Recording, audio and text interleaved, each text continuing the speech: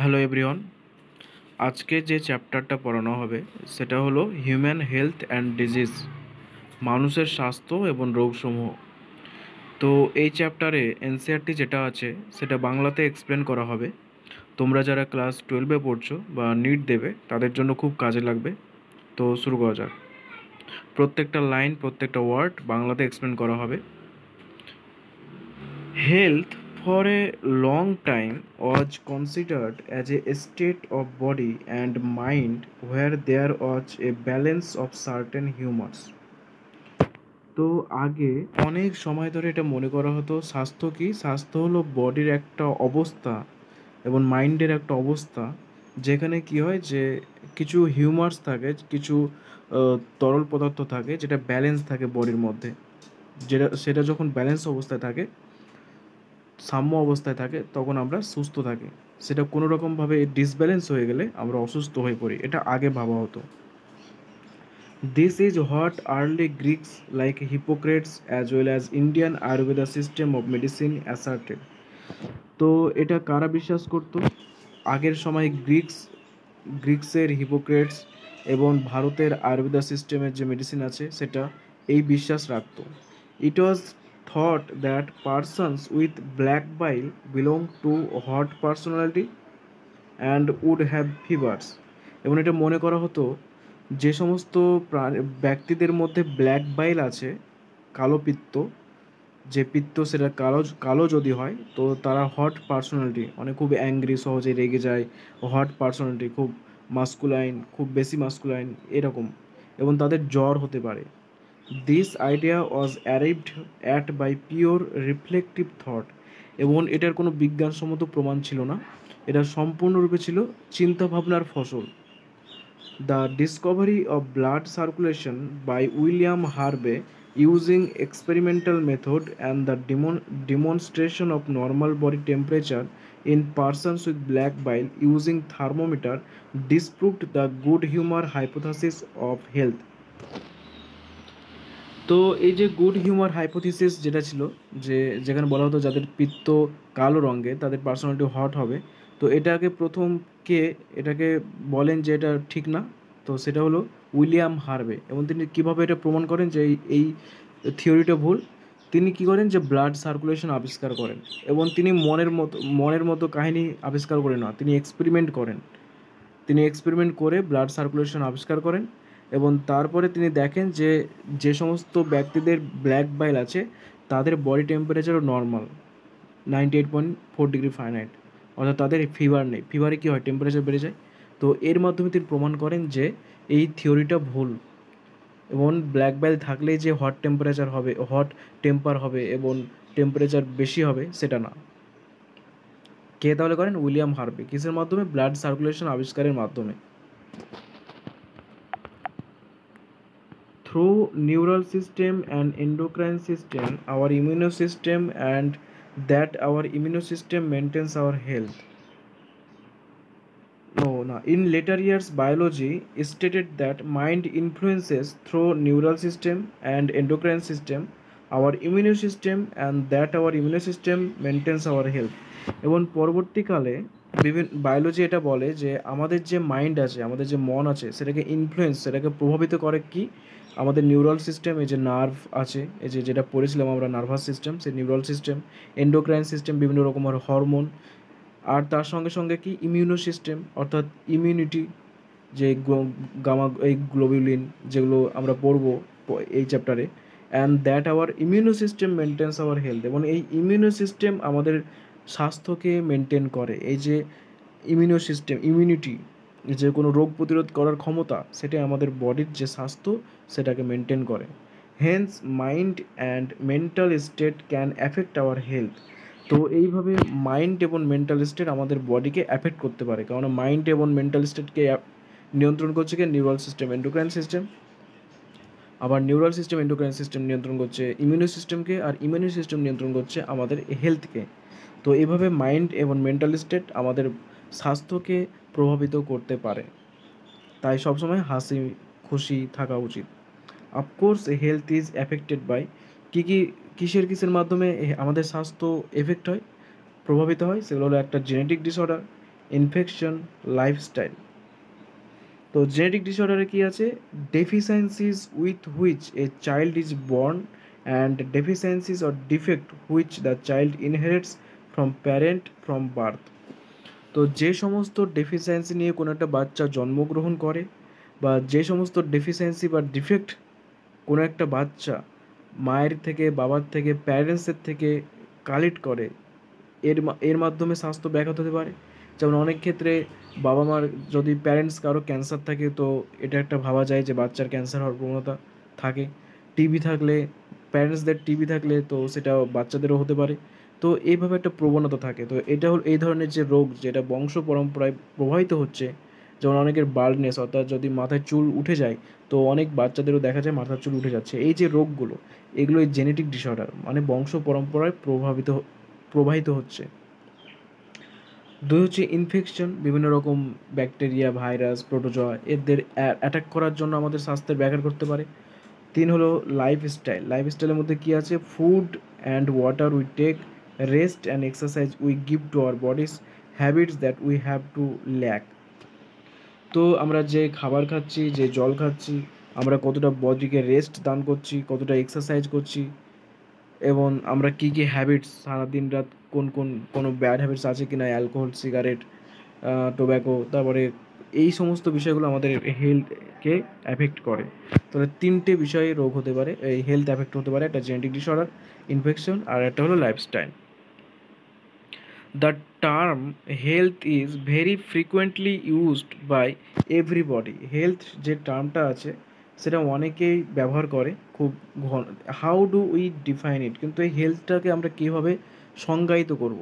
Health does not simply mean absence or disease or physical fitness. Health বলতে এটা না যে কোনো রোগ না থাকলেই হেলথি সে, বা বডি ফিট আছে তার মানে সে হেলথি সে, তা না। It could be defined as a state of complete physical, mental and social wellbeing. তাকে ফিজিক্যালি ফিট থাকতে হবে, মেন্টালিও তাকে ওয়েল থাকতে হবে, মানসিকভাবে তাকে সুস্থ থাকতে হবে, সোশিয়াল অর্থাৎ সামাজিকভাবে তাকে সুস্থ থাকতে হবে। When people are healthy they are more efficient at work. যদি কোনো মানুষ হেলথি থাকে তো সে কাজ খুব ভালোভাবে করতে পারবে। This increases productivity and brings economic prosperity. যদি সে সুস্থ থাকে তো তার কাজ ভালো করতে পারবে, কাজ ভালো করতে পারলে প্রোডাক্টিভিটি বাড়বে, বেশি পরিমাণে নতুন নতুন জিনিস সে করতে পারবে, মনে রাখতে পারবে, পড়াশোনা ভালো করে করতে পারবে, কাজ ভালোভাবে করতে পারবে, এবং এর ফলে কী হবে? ইকোনমি প্রসপেরিটি, অর্থাৎ এইভাবে সে অর্থ বর্জন করতে পারবে, সেটা দেশের ইকোনমি বৃদ্ধি করবে। Health also increases longevity of people and reduces infant and maternal mortality. তার পাশাপাশি যদি কেউ সুস্বাস্থ্য থাকে, স্বাস্থ্যবান থাকে, তো তার আয়ু, যে মানে বেঁচে থাকার যে বয়স, সেটা বেড়ে যায়।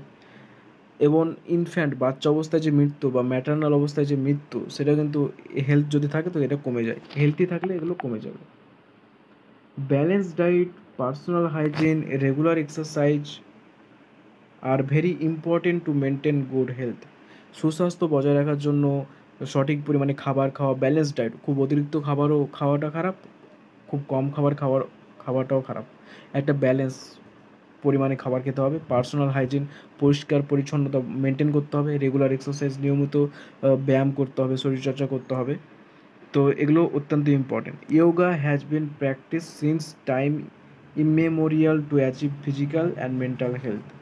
তো ইয়োগা অনেক সময় আগে থেকে তো প্র্যাকটিস করা হতো ফিজিক্যাল এবং মেন্টাল হেলথ মেনটেন করার জন্য বা পাওয়ার জন্য। তো এটা এখনও করা হয়ে থাকে। Awareness about diseases and their effect on different body function, vaccination বা immunisation against infectious disease, proper disposal of wastage, control of vectors, maintenance of hygiene in food and water resources are necessary for achieving good health. তো সুস্বাস্থ্য পাওয়ার জন্য কী কী করতে হবে? রোগ বিষয়ে তাকে সজাগ থাকতে হবে, যাতে কোনো রোগ না হয়, তার জন্য তাকে সজাগ থাকতে হবে। কোন রোগ কী কারণে হয়ে থাকে সেগুলো তাকে জানতে হবে। Their effect on different body function, কোন রোগ হলে বডির কী কী কাজে ব্যাঘাত হবে সেটা জানতে হবে, তাহলে সে সহজে রোগ থেকে বাঁচার উপায় খুঁজে পাবে। ভ্যাকসিনেশন বা ইমিউনাইজেশন, যদি কোনো রোগ পরিবেশে ছড়িয়ে ছিটিয়ে থাকে তার জন্য তাকে ভ্যাকসিন নিতে হবে। যেমন বাচ্চা বয়সে আমরা পোলিও ভ্যাকসিন নিয়েছি। এগেনস্ট ইনফেকশাস ডিজিজ, যে পোলিও রোগের জন্য পোলিও ভ্যাকসিন নিয়েছি। প্রপার ডিসপোজাল অফ ওয়েস্টেজ, যে বর্জ্য পদার্থগুলো আছে সেগুলোকে সঠিকভাবে ডিসপোজাল করতে হবে, মানে কোনো একটা ভালো জায়গাতে, কোনো ফাঁকা জায়গাতে সেগুলোকে ফেলতে হবে, আশেপাশে রাখলে হবে না। কন্ট্রোল অফ ভেক্টরস মানে যারা রোগ জীবাণু বাহিত করে, এই যে মশা মাছি, এদেরকে এদেরকে নিয়ন্ত্রণ করতে হবে। Maintenance of hygiene in food and water, খাবার এবং জল যাতে পরিষ্কার পরিচ্ছন্ন থাকে, সঠিক জায়গাতে থাকে, খোলা না থাকে, এগুলো দেখতে হবে। এই সমস্ত বিষয় অত্যন্ত ইম্পর্টেন্ট সুস্বাস্থ্য বজায় রাখার জন্য। When the functioning of one or more organ or system of the body is adversely affected, characterized by appearance of various signs and symptoms, we say that we are not healthy. যখন দেখা যায় যে আমাদের দেহের মধ্যে কিছু অঙ্গ প্রত্যঙ্গ বা কিছু সিস্টেম বা তন্ত্র সঠিকভাবে কাজ করছে না, তাদের কাজে ব্যাঘাত ঘটেছে এবং তার জন্য বিভিন্ন সিমটমস এবং সাইন দেখা যাচ্ছে, তখন আমরা বলি আমরা স্বাস্থ্যবান নই। উই হ্যাভ এ ডিজিজ, আমাদের রোগ আছে। Disease can be broadly grouped into infectious and non infectious. তো এদের দুই ভাগে ভাগ করা, একটা ইনফেকশাস এবং একটা নন ইনফেকশাস। ইনফেকশাস মানে কি, সেই রোগগুলো সহজেই ছড়িয়ে ছিটিয়ে যায়, যেমন ভাইরাস ঘটিত যে রোগ, এই যে করোনা ভাইরাস, করোনার যে রোগটা, করোনা ভাইরাস যে রোগটা সৃষ্টি করছে, কোভিড, এগুলো কি ইনফেকশাস, একটা মানুষ থেকে আরেকটা মানুষে ছড়িয়ে ছিটিয়ে যায়।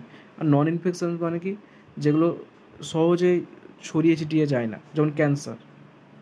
Diseases which are easily transmitted from one person to another are called infectious disease, যেটা বললাম যে রোগগুলো সহজেই একটা পার্সন থেকে আরেকটা পার্সনে সহজেই ট্রান্সফার হয়, সেটা হলো ইনফেকশাস ডিজিজ। যেমন এই কোভিড ভাইরাস ঘটিত জ্বর, এই জ্বর নয়, সর্দি, এগুলো। Infectious disease are very common and every one of us suffer from this at sometimes or other. তো এগুলো খুব কমন হয় এবং আমরা প্রায় এই সমস্ত রোগে আক্রান্ত হয়ে থাকি। Some of the infectious disease like AIDS are fatal, কিছু কিছু ইনফেকশাস ডিজিজ যেমন এইডস, এটা ফ্যাটাল, মানে এইডস হলে সে মারা যাবে অবশ্যই। এমন non infectious disease cancer is the major cause of death. Non infectious ডিজিজের একটা এক্সাম্পল ক্যান্সার, এবং ক্যান্সারেও কিন্তু প্রচুর মানুষ মারা যায়, কিন্তু এটা non infectious. Drug and alcohol abuse also affect our health adversely. Drug এবং অ্যালকোহল অ্যাবিউজ, যদি আমরা যদি কোনো ড্রাগ নিই বা বেশি পরিমাণে অ্যালকোহল খাওয়া যায়, পান করা যায়, তো সেটাও আমাদের রোগকে, আমাদের বডিকে অ্যাফেক্ট করে এবং আমাদের হেলথকে নষ্ট করে। কমন ডিজিজেস ইন হিউম্যান, মানুষের মধ্যে কোন কোন রোগগুলো সহজেই হয়, তো এগুলো দেখা যাক কী কী রোগ সহজে হয়, আমরা আশেপাশে দেখতে পাই সহজে, যেগুলো দ্বারা আমরা অ্যাফেক্টেড হই। A wide range of organisms belonging to bacteria, virus, fungi, protozoan, helminths could cause disease in man. তো মানুষের দেহে যে রোগগুলো সৃষ্টি করে, তারা সেই অর্গানিজমগুলো কী কী আছে, bacteria, virus, fungi, protozoa, helminths, এরা রোগ সৃষ্টি করে। Such disease causing organism are called pathogen, যে সমস্ত অর্গানিজম রোগ সৃষ্টি করে তাদেরকে বলা হয় pathogens. Most parasites are therefore pathogens as they cause harm to the host by living in or on them. এবং প্যারাসাইট, বেশিরভাগ প্যারাসাইট বা পরজীবী যারা অন্য জীবের উপর নির্ভরশীল বেঁচে থাকার জন্য, রিপ্রোডাকশনের জন্য, তারাও কিন্তু রোগ সৃষ্টি করে, তাই তারাও বেশিরভাগ ক্ষেত্রেই তারা প্যাথোজেন্স হয় এবং তারা যে হোস্টের উপর থাকে সেই হোস্টেই তারা রোগ সৃষ্টি করে। The pathogens can enter our body by various means, multiply and interfere with normal vital activities resulting in morphological and functional damage. Pathogen আমাদের বডির মধ্যে বিভিন্ন উপায়ে প্রবেশ করতে পারে, খাবারের মাধ্যমে, পানের মাধ্যমে, নিঃশ্বাসের মাধ্যমে, বা বিভিন্ন রকমভাবে সেটা প্রবেশ করতে পারে। মাল্টিপ্লাই, তারপর সেটা দেহের মধ্যে যাওয়ার পর সেখানে সেটা মাল্টিপ্লাই করে, অর্থাৎ রিপ্রোডাকশন করে সেখানে সংখ্যা বৃদ্ধি করে, বা বিভিন্ন অন্য উপায়ে ডিভিশন হয় এবং সংখ্যায় বৃদ্ধি পায়। And interfere with normal vital activities, তারপর আমাদের বডির যে ভাইটাল অ্যাক্টিভিটিস আছে, রেচন, শ্বসন, প্রজনন, তারপর সংবহন, এগুলোতে ব্যাঘাত সৃষ্টি করে।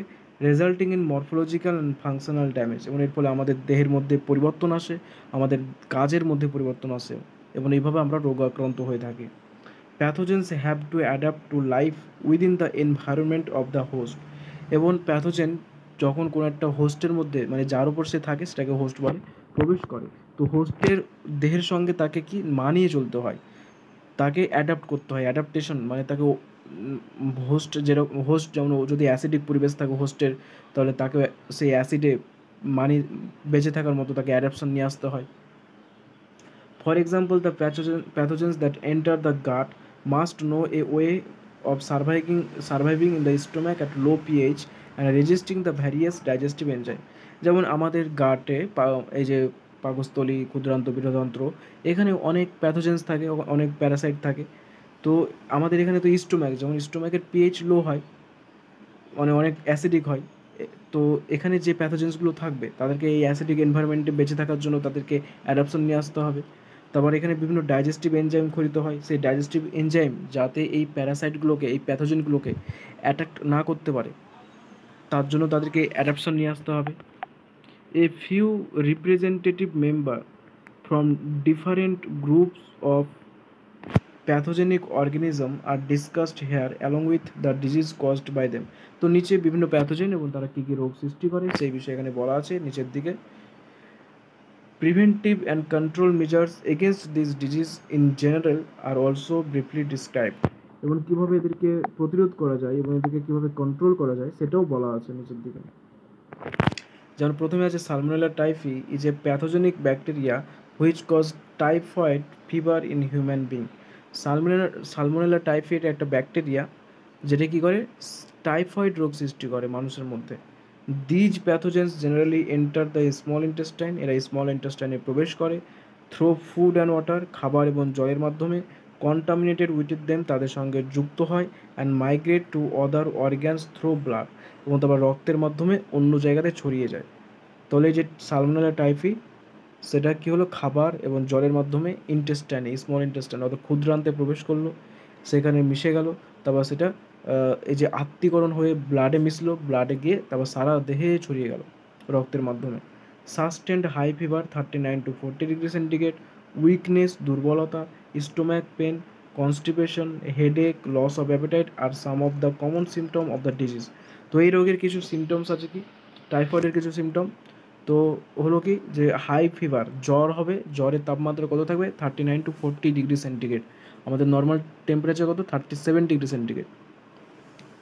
উইকনেস, দুর্বলতা দেখা যাবে, স্টোম্যাক পেন, পাকস্থলীতে ব্যথা দেখা যাবে, কনস্টিপেশন, কোষ্ঠবদ্ধতা দেখা যাবে, হেডেক, মাথা ব্যথা করবে, লস অফ অ্যাপেটাইট, খিদে আসবে না। Intestinal perforation and death May occur in severe case, এবং অনেক ক্ষেত্রে কি ইন্টেস্টাইনটা ছিদ্র হয়ে যেতে পারে এবং ডেথ, মৃত্যু পর্যন্ত হতে পারে এই রোগের কারণে। Typhoid fever could be confirmed by Widal test. তো কারো টাইফয়েড হয়েছে কি না সেটা জানার জন্য যে টেস্ট করা হয় সেটা হলো Widal test. A classic case in medicine that of Mary Mallon nicknamed typhoid Mary is worth mentioning here. তো এখানে একটা কাহিনী আছে যার নিকনেম হলো টাইফয়েড ম্যারি, আসল নাম ম্যারি মেলন।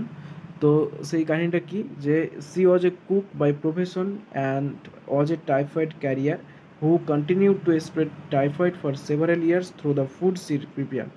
তো এই ম্যারি মেলনের কী ছিল যে টাইফয়েড রোগ ছিল এবং সে রান্না করতো, সে টাইফয়েড জীবাণুগুলো রান্নার সঙ্গে মিশে যায় এবং সে যাদেরকে খাবার পরিবেশন করতো তাদের সবার টাইফয়েড হয়ে যায় এবং এটা অনেক বছর ধরে চলতে থাকে। তো যেহেতু তিনি অনেক পরিমাণে টাইফয়েড রোগ ছড়িয়েছিলেন তার জন্য তার নাম টাইফয়েড ম্যারিও বলা হয়। Bacteria like streptococcus, pneumonia, haemophilus influenzae are responsible for the disease pneumonia. তো টাইফয়েডের পর এবার আসছে নিউমোনিয়া। নিউমোনিয়া রোগের কারণ কি, স্ট্রেপ্টোককাস, নিউমোনিয়া, হিমোফিলাস ইনফ্লুয়েঞ্জা, এরা কি, এরা bacteria. Which infects the alveoli of the lungs, লাংসের মধ্যে ফুসফুসে যে অ্যালভিওলাই আছে, বাতাসে পরিপূর্ণ যে থলিগুলো আছে সেখানে এটা এফেক্ট করে। As a result of the infection the alveoli get filled with the fluid leading to severe problem in respiration. তো এর ফলে কী হয় যে অ্যালভিওলাইগুলোতে ফ্লুইডে পরিপূর্ণ হয়ে যায় এবং এর ফলে কি আমাদের রেসপিরেশনে অসুবিধা হয়। কারণ কি সেখানে বাতাস অক্সিজেনে পরিপূর্ণ ছিল কিন্তু এখন সেটা ফ্লুইডে পরিপূর্ণ হয়ে যাচ্ছে। The symptoms of pneumonia include, তো এর কী কী সিমটমস আছে, মানে কীভাবে বুঝবো যে নিউমোনিয়া রোগ আছে, নিউমোনিয়া হলে কী কী বৈশিষ্ট্য দেখা যায়। তো সেগুলো হলো ফিভার, জ্বর হবে, চিলস, ঠান্ডা লাগবে, কফ, কাশি হবে, হেডেক, মাথা ব্যথা করবে। In severe cases the lips and finger nails made turn grey to bluish in colour, এবং যদি অনেক সিভিয়ার কেস হয় তো সেক্ষেত্রে যে ঠোঁট আছে এবং যে ফিঙ্গার নেলস অর্থাৎ হাতের আঙ্গুলের যে নেলস আছে, নখ আছে, সেগুলো ধূসর থেকে নীল হয়ে যায়। A healthy person acquires the infection by inhaling the droplets or aerosol released by an infected person or even by sharing glasses and utensil with an infected person. তো একটা ইনফেক্টেড পারসন সে যখন হাঁচি ওঠে, সে হাঁচির মাধ্যমে এই যে ব্যাকটেরিয়াগুলো সেগুলো বাইরে বেরোয়, এবং তারপরে একটা হেলদি পারসন যদি পাশে থাকে তো তার দেহের মধ্যে প্রবেশ করবে এবং সেও রোগাক্রান্ত হবে। তাছাড়া যদি একটা হেলদি পারসন কিছু কিছু জিনিস ইউজ করে, যেমন গ্লাস, বিভিন্ন রকমের কাজ, আসবাবপত্র ইউজ করছে, ইউটেন্সিল মানে আসবাবপত্র, মানে যে সমস্ত জিনিসপত্র সে ব্যবহার করছে সেগুলো যদি একটা হেলদি পারসন ব্যবহার করে তো তার মাধ্যমে এটা ছড়িয়ে যেতে পারে। এটা এতটাই কন্টাজিনিয়াস, ঠিক আছে, এটা এতটাই কন্টাজিয়াস।